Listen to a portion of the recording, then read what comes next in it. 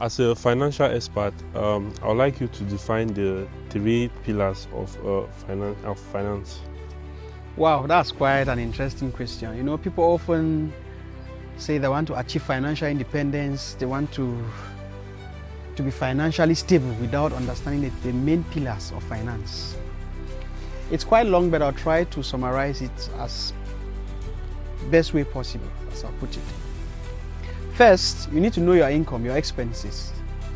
After your income, you need to know your expenses, and you need to invest for the future. So let me first of all start now with the first part, which is expenses. You need to know your entire expenses. What are the things you are spending money on? Are they relevant? Are they important for your growth? Are you doing it for yourself, or you're trying to please others? And in that expenses too, you need to set aside money for your own personal relaxation. In as much as you want to achieve financial independence, it does not mean that you have to walk as an elephant, that you live like an ant. It's not possible. And at most times, especially Africans in the diaspora, we don't set aside money for leisure. We hardly go on holidays. The best we can do at times is to travel to Africa, which I don't consider that as holiday. I consider that as visiting home. Technically, it's not a refreshment or something. It's not for us to rebuild our batteries. Coming now to the other part of it is savings. After you know your expenses, you have to set aside money for savings. Saving is not investment, but it is what sets you up for an investment. It's what creates opportunity for future wealth to be created.